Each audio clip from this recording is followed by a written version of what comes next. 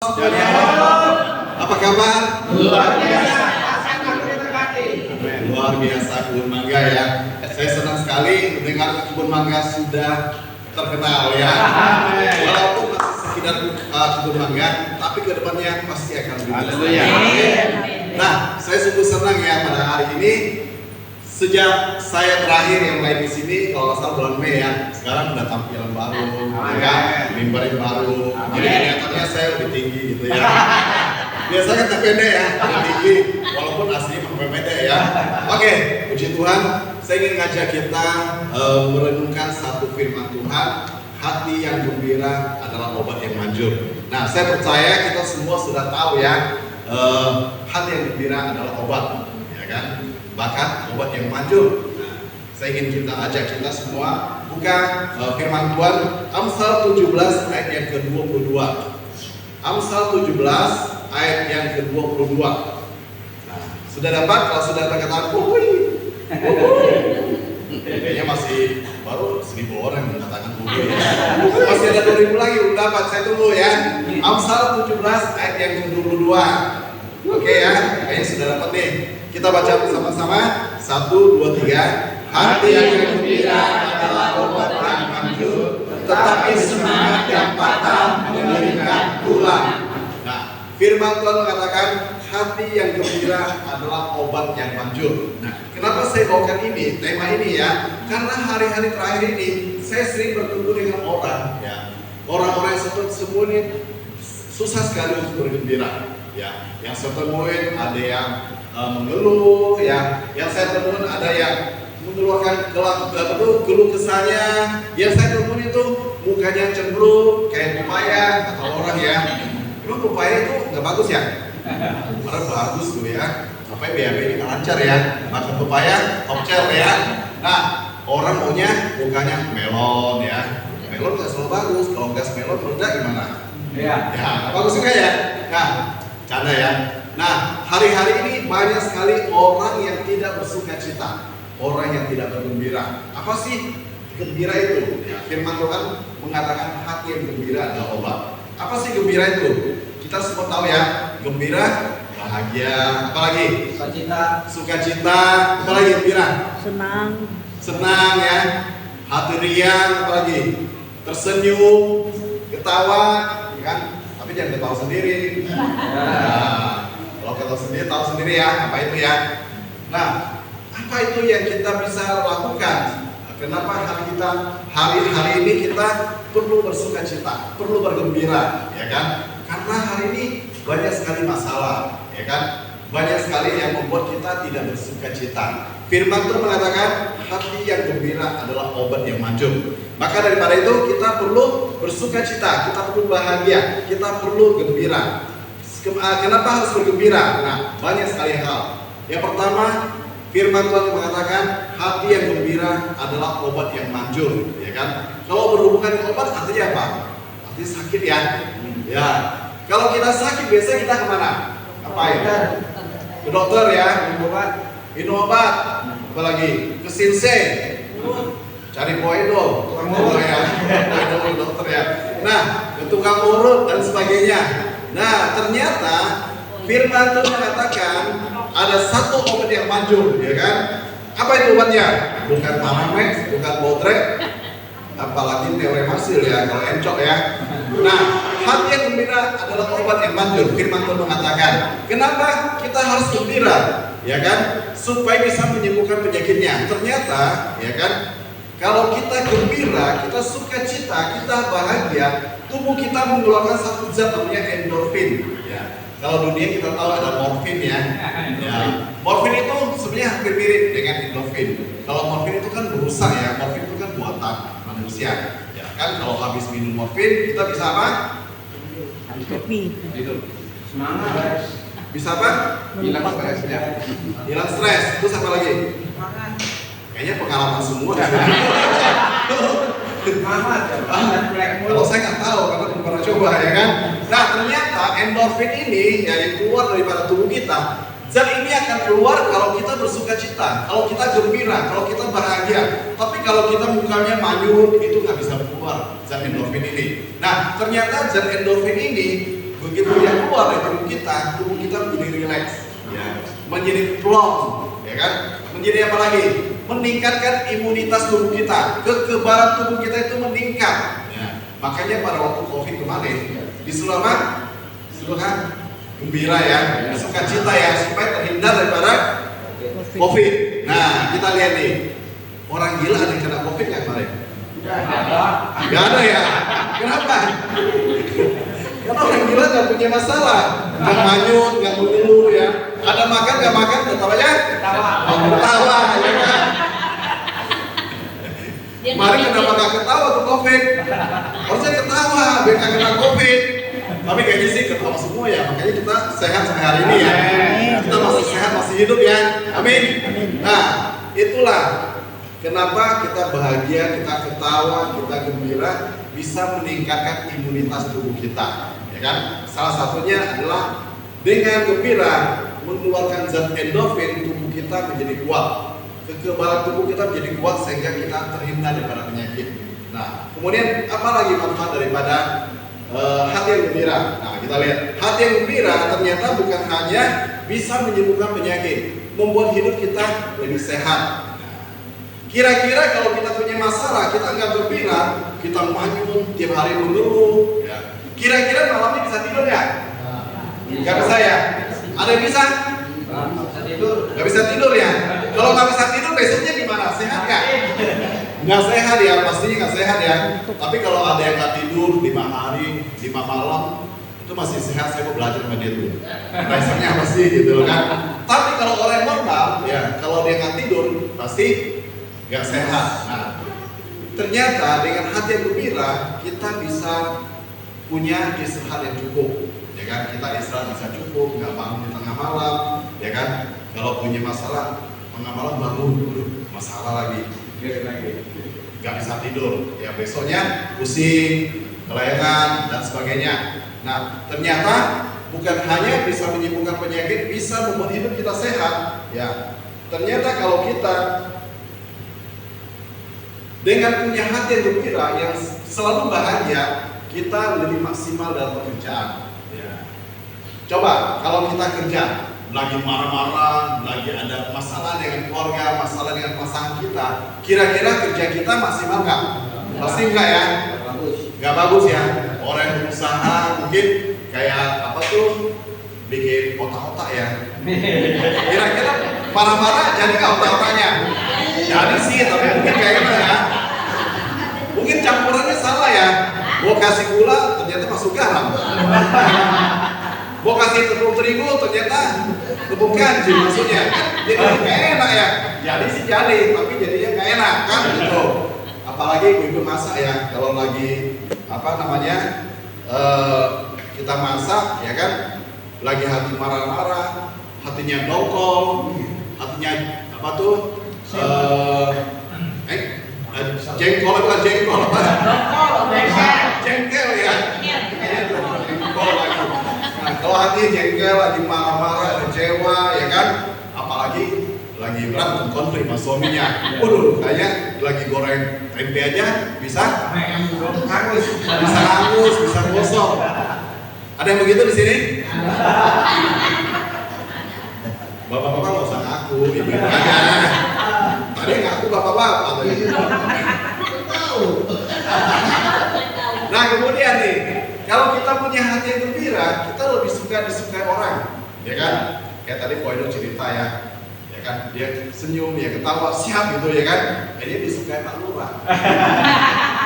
Bukan Kedo ya, maksudnya disukai bukan cinta mama apa bukan, ya kan? Artinya dia disenangi, ya kan? Akhirnya sampai mukasihnya dia tuh datang ya. Terus selesai pawai jangan pulang katanya kan, masih makan gitu loh. Nah itu karena dia suka cita, karena ini panggil untuk ikut pawai, dia bersuka cita, dia bahagia, sehingga disenangin sama Pak Lurah orang desa. Coba kalau dia datang gini, Pak Edo, nanti 17 Agustus kita ada pawai ya. Pak Edo bilang gini, nggak mau lah, nggak ada waktu lah, marah-marah. Buat apa sih? Emang nggak ada kerjaan gitu loh kan? Pastinya nggak disenangin kan orang desa kan? Tapi Pak Edo meresponnya dengan baik, dia suka cita. Nah akhirnya akibatnya kebun mangga dikenal orang ya kan? Waktu pawai kata Pak Edo, pihak gereja orang Kristen cuma GBI Kebun Mangga. Ya, luar biasa. Itu pakai drone, Pak. Pakai drone. Pakai drone ya. Masuk TV kayaknya. Luar biasa. Nanti kita sama-sama buka TV tadi. Ada 6 orang perwakilan Kebun Mangga. Kita nonton. Nanti 17 Agustus yang lain bukan 6 orang, 60 orang ya. Nah, kemudian ternyata satu penelitian itu kalau kita punya hati yang gembira bisa membuat kita awet muda. Ini biasa paling disukai wanita, ya. Wanita paling suka apa? Cantik, awet muda. Ternyata hati yang gembira itu bisa membuat kita awet muda dan cantik. Ya. Hari-hari ini itu banyak sekali klinik kecantikan. Bayarnya mahal loh, nggak murah loh. Ya, betul ya. Gue yang ngaku bapak-bapak nih. Sedikit kasar lah, ke klinik kecantikan ya. Ini ibu-ibunya malah diam gitu loh. Nah, ternyata hari-hari ini tuh banyak sekali orang pengen awet muda, tampil cantik, ya kan? Misalnya sering beli apa? Kalau iklan-iklan apa tuh namanya skincare. Ya, skincare dibeli yang satu, beli lagi yang lain. Kalau siang hari keluar itu pakai apa namanya? Sunblock. Screen apa? Sunblock. Sunscreen, sunblock ya kan? Kalau pilot taunya screen itu sahabat punya. Cat putih. Aja putih ya. Nah, itu kenapa? Karena mereka pengen supaya awet muda kan?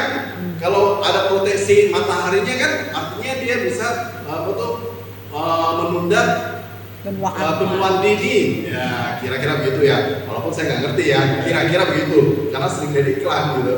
Nah, ternyata firman Tuhan katakan hati yang gembira itu bisa membuat kita awet muda loh. Percaya nggak? Coba orang yang sering marah-marah, ya sering punya masalah, tidak pernah gembira, tidak pernah ketawa, tidak pernah senyum, itu awet tua loh. Coba deh perhatikan teman-teman kita ya. Tapi di sini saya ketawa semua nih. Nih pasti awet muda, amin. Amin. Bapak Bapak Gembala, Ibu kita Gembala, kan? Awet muda. Dulu saya benar jujur loh. Waktu saya pertama kali ketemu Pak Asahan nih, saya pikir dia umur 50-an loh. Saya mesti ngomong sama istri saya loh. Benar, saya nggak puji loh. Saya ngomong sendiri. Ternyata 60-an dia loh. Saya pikir 60-an benar. Saya nggak bohong nih. Kenapa? Saya pasti Pak Asahan Gembala kita ini suka bersuka cita gembira. Amin. Maka dia awet muda. Amin. Mau seperti Gembala kita? Amin. Amin. Oleh sebab itu bergembira lah, ya kan? Nah, kemudian kita semua tahu manfaat daripada hati yang gembira. Sebenarnya manfaatnya masih banyak, ya. Saya cuma beberapa aja supaya waktu kita cukup ya, dan juga supaya nggak terlalu jelimet ya. Nah, banyak hal yang membuat kita tidak bisa gembira, betul ya? Sebenarnya kita mau gembira kan? Kita sudah tahu nih, hati yang gembira adalah obat, ya kan? Semua kita tahu, apalagi sekolah minggu. Happy ya, happy ya, sungguh senang. Jadi anak kita happy, harus gembira. Tapi kadang-kadang banyak halangannya, betul nggak? Nah, apa sih yang menjadi halangan kita? Hah? Gak punya duit. Hati senang walaupun tak punya uang. Bohong. Ada lagunya begitu. Itu bukan uang, bukan duit. Itu bohong lagu itu bohong. Ya kan? Gak punya duit senang ya, mau makannya susah, gak bisa kan? Bohong itu lagu doang ya. Nah, benar. Salah satunya yang menjadi penghambat kita nggak punya gembira itu bisa uang. Kalau tanggal 1 gembira, tanggal 5 gimana? Masih gembira. Tanggal 10 nah itu gajinya gede ya. Tanggal 20 mulai menipis. Ya. Makan Indomie gitu ya. Tapi sini nggak ada di Solo. Tanggal 20 wow, udah maju rezekinya dan sebagainya. Nah, sebenarnya uang bukan satu-satunya membuat kita gembira, benar nggak? Tanggal 1 gembira, tapi tanggal 1, tanggal 20 udah nggak gembira, ya kan? Terus apa lagi? Kecewa. Pernah kecewa? Lemah. Putus asa, ya kan? Patah hati. Tapi udah lupa kali ya, kita sini udah tua semua ya. Hatinya lupa ya, waktu masih muda, ya kan? Ada satu Vina tadi ya mungkin ya. Kalau sama Pak Haji sih udah lupa ya, patah hati gimana Pak ya? Masih ingat nggak Pak dulu patah hati? Ingat waktu umur 19. Waduh. Kita pacar di Lampung dulu. Masih ingat dia. Ingat dong, kenangan tak terlupakan. Kalau saya nggak pernah patah hati Pak. Mata tulang. Ya, jadi banyak sekali yang membuat kita apa tuh nggak bisa punya hati yang gembira, nggak bisa bersuka cita. Apalagi kata orang haknya diinjak. Benar dengan haknya diinjak. Hak kita di mana? Di bawah. Kalau nggak diinjak di mana jalannya? Mulai yang lain dong. Ya. Nah, kalau hak kita diinjak di asasi maksudnya bukan hak sepatu ya. Kalau hak sepatu mah harus diinjak. Kalau nginjak melayang, kuntilanak namanya. Nah, apalagi iri, ya kan? Dari hati ya. Iri hati sering membuat kita tidak punya sukacita. Tetangga beli TV baru, kita nggak bisa tidur. Ada yang begitu sini? Nggak ada. Nggak ada yang ngaku. Udah beli TV, dia aja tetangga beli parabola. Dia beli parabola juga dengan jual TV-nya. Nah, TV kan nggak kelihatan. TV kan di rumah. Kalau parabola kelihatan kan kelihatan ya. Ya udah beli parabola aja. Terus nonton parabola pakai apa? TV-nya udah nggak ada. Yang penting pamer gitu loh ya. Biar tekor asal kesohor ya kan. Itu slogan mana ya? Dari Bogor. Bogor ya. Itu dari Bogor. Saya bikin dari kebun mangga bukan ya. Itu sejauh kata ya. Nah yang penting pamer gitu ya kan. Nah itu membuat kita nggak bersuka cita. Dia tetangga pengen ini punya ini, kita pengen juga iri. Kayaknya kita nggak bisa tidur.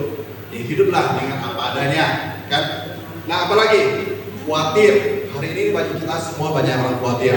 Kita lihat di TV, di berita, ya kan. Perusahaan PHK sekian ratus orang, sekian ribu, bahkan sekian puluh ribu ya sering dengar ya. Kita yang bisnis, yang usaha, daya beli masyarakat turun, ya kan? Bisnis ini turun, itu turun. Kita merasa khawatir. Itu merebut sukacita kita, kegembiraan kita. Itu banyak sekali. Tapi Tuhan mengatakan, jangan kamu khawatir. Burung diora dia pelihara. Apa kita anak-anak Tuhan? Serahkan sama Tuhan. Ya, nggak usah khawatir. Apalagi yang menjadi khawatir? Oh, hubungan orang tua dengan anak, ya kan? Anak-anak zaman sekarang, katanya banyak kurang ajar ya, betul nggak ya? Betul ya? Nggak semua ya, banyak begitu ya. Orang tua hubungan dengan anak kurang baik, hubungan suami istri kurang baik, dengan teman kurang baik, itu menjadi kekhawatiran. Akhirnya kita tidak bisa punya hati yang gembira. Apalagi masalah, ya masalah banyak banget. Sakit penyakit, ya kan? Masalah kita apa? Masalah keuangan, masalah keluarga, apalagi banyak sekali dah masalah lah. Ya kalau disebutin nanti panjang lagi. Nah itu membuat kita kehilangan sukacita, kehilangan damai sejahtera, kehilangan kegembiraan kita.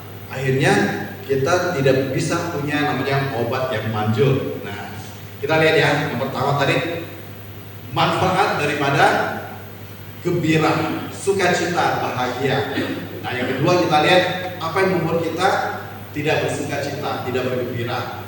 Nah supaya kita bisa bergembira, bersukacita, apa yang harus dilakukan? Ini yang penting, ya kan?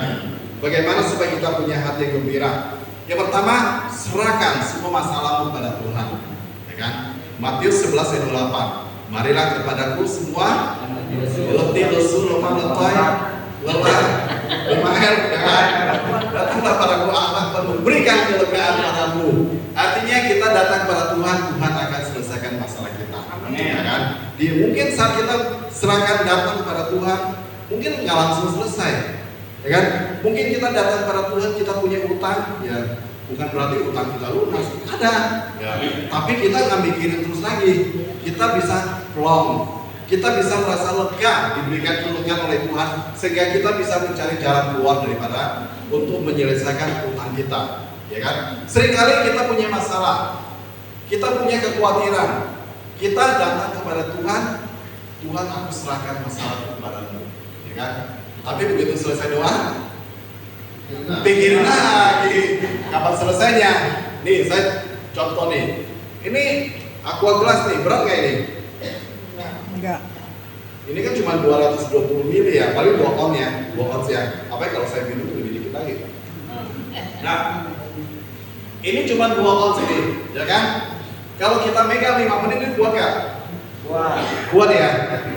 Kalau 30 menit masih kuat ya. Kalau 2 jam kuat nggak?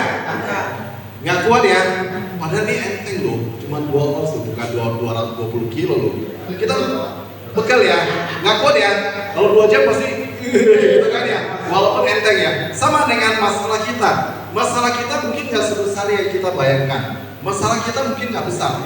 Tapi kalau kita serahkan sama Tuhan, kita tetap pegang masalah itu. Capek nggak kita? Capek. Kita mikirin terus, nggak tidur ya kan?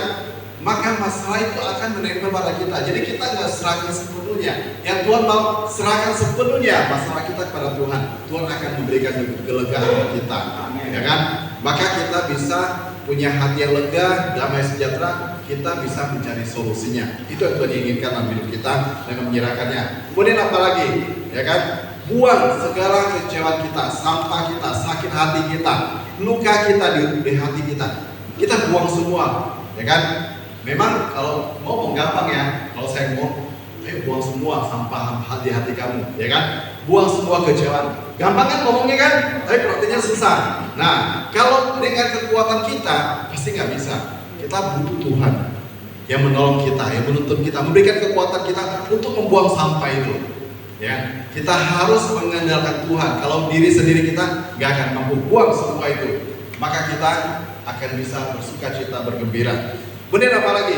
Sering-sering memuji Tuhan, ya kan? Tapi bukan yang lamin tadi ya. Hati senang walau bukan ya. Kita bisa nyanyi glory, ya glory, glory bagi Sang Raja. Nah itu kita memuji Tuhan.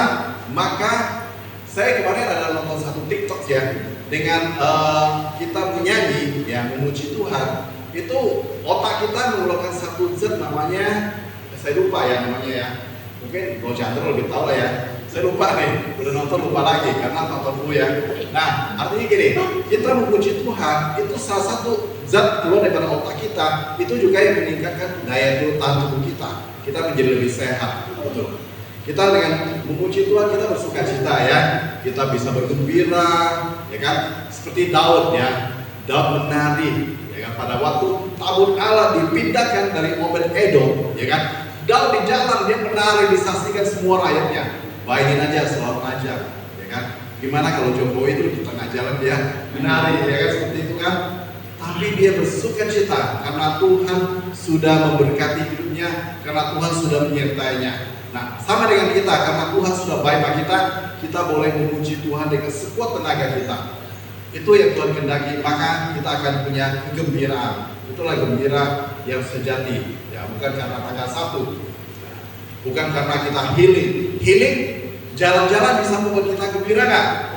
Bisa, ya kan? Tapi itu kan sesaat, ya kan? Kita nonton mall bisa gembira nggak? Ketawa nggak? Bisa kan? Ketawa kan? Tapi itu hanya sementara. Tapi kalau kita memuji Tuhan setiap hari, nah itulah ya kegembiraan yang sejati bagi kita. Kemudian apa yang bisa kita lakukan supaya kita punya hati yang gembira? Kita bisa berbuat baik. Bisa memberikan sesuatu buat teman kita, orang lain, ya melayani Tuhan, kita akan gembira. Pernah nggak kita memberikan sesuatu ya buat orang lain? Misalnya satu orang yang kesulitan, kita bantu dia, memberikan sesuatu, nggak mesti materi. Misalnya dia lagi sedih, kita hibur dia, ya kan? Mungkin dia lagi lemah, kita memberikan motivasi semangat buat dia. Ya saya punya teman pernah ya datang, dia bilang, kayaknya, aduh saya pengen bunuh diri, dah katanya lah. Dia sakit, istri yang meninggalkan dia, tapi saya memberikan motivasi buat dia, memberikan semangat. Saya bilang, kamu mengalami masalah ini, saya juga mungkin beda ya, mengalami masalah lebih berat, mungkin versinya beda. Ya saya ceritakan kesaksian saya, tapi saya bisa bangkit kembali. Akhirnya dia bangkit kembali, dia semangat kembali, sehingga dia hari ini sudah lumayan bisa berusaha. Nah, itu sukacita buat saya. Karena bukan secara harus kita melulu memberikan materi, memberikan uang, memberikan motivasi, semangat, itu juga sudah memberikan sesuatu buat orang sehingga kita sukacita. Bahkan kita nggak bisa memberikan motivasi pun, kita mendengarkan curhat teman kita pun, ya bisa dia merasa lega, dia merasa gembira, kita juga merasa gembira. Amin. Amin. Banyak sekali kita bisa lakukan, kita melayani Tuhan seperti hari ini, ya kita bisa merasa sukacita, kita bisa merasa gembira. Ya, walaupun ya secara manusia mungkin ya kita lebih suka secara dagingnya, lebih suka ke tempat lain, ya kan? Saya berpikir mungkin kalau saya secara daging, waktu tadi pagi saya udah melayani gitu kan di villa, di dadap kan.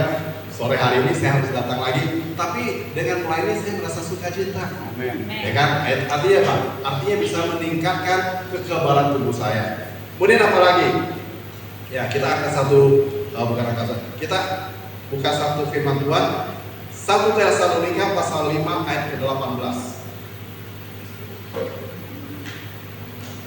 1 Tesalonika pasal 5 ayat yang ke-18.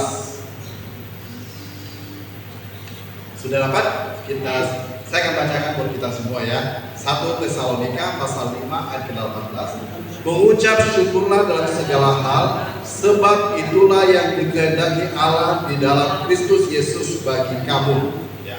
Firman Tuhan mengatakan mengucap syukur selalu.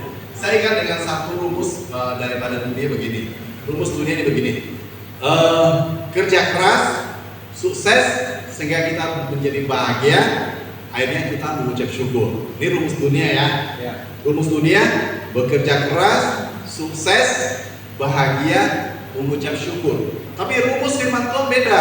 Mengucap syukur dulu, ya kan?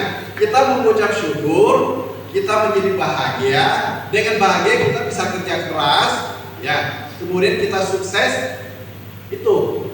Jadi mengucap syukur dulu. Kalau rumus dunia adalah terakhir mengucap syukur. Tapi firman Tuhan mengajarkan kita mengucap syukur dulu. Nah, firman Tuhan dengan jelas mengatakan kita harus mengucap syukur dulu supaya kita bisa bahagia. Nah, kalau dalam keadaan yang senang, keadaan diberkati Tuhan, dalam begitu keuangan kita bagus, mengucap syukur gampang nggak? Gampang sekali. Tapi pada waktu kita masukkan ATM kita, maaf saldo Anda kurang, bisa mengucap syukur?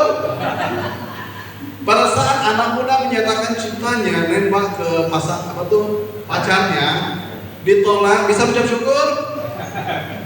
Pada saat kita di PHK, bisa kita mengucap syukur?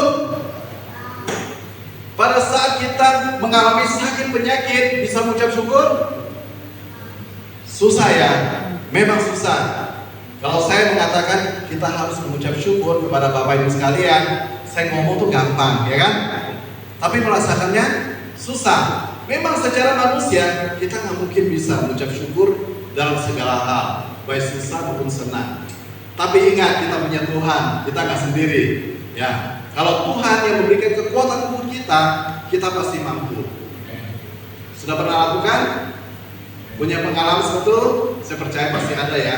Kalau kita sering dengan firman Tuhan, pada saat kita lagi susah, kita mengucap syukur, kita susah. Tapi kalau Tuhan yang memberikan kekuatan kita, pasti kita mampu. Ingat, kita punya Roh Kudus. Kita punya Tuhan yang beserta dengan kita. Amin.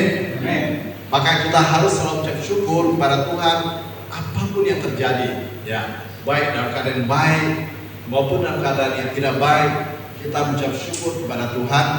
Maka saya percaya kita pasti akan merasakan kegembiraan. Ya, kita sudah melihat bagaimana supaya kita bisa merasakan gembira itu. Ya, gembira saya bilang hari-hari ini susah didapat, ya kan? Orang itu, saya pernah baca satu artikel ya, ada satu semacam kelas yoga itu kelas itu ketawa, ya kan? Itu untuk membuat kita merasa happy, ya merasa sehat. Kita harus ketawa, melepaskan ketawa kita. Nah, saya punya satu cerita nih. Ada seorang bos ya, namanya Rudy. Ada yang namanya Rudy di sini? Gak ada ya? Berarti aman ya? Nah, bos ini namanya Rudy. Nah, Rudy ini punya sakit penyakit namanya hipertensi, darah tinggi. Saya juga ada darah tinggi ya. Nah, bos ini dia selalu marah-marah setiap hari. Begitu bangun tidur, dia lihat istrinya ada sesuatu yang salah, misalnya taruh sendoknya terbalik, dia udah marah, ya kan? Atau misalnya gagang cangkirnya yang ada kopinya itu terbalik, dia akan marah, ya kan? Begitu ketemu anaknya pulang telat dikit, mungkin ada les atau ketemu dengan temannya ngobrol, telat sedikit aja dia marah, ya kan? Pergi ke kantor, karyawannya itu melihat mukanya itu kayak melihat pembunuh berdarah dingin. Karena apa? Tiap hari marah-marah, keluarnya goblok lu, anjing lu, ya kebun binatang semua keluar. Nah, dia sudah berobat ke berbagai dokter. Ke dokter A nggak sembuh, ya. Ke dokter B, walaupun dikasih obat yang paten, tetap nggak sembuh. Bayar mahal pun nggak sembuh. Nah, suatu hari dia beralih ke seorang dokter, ya.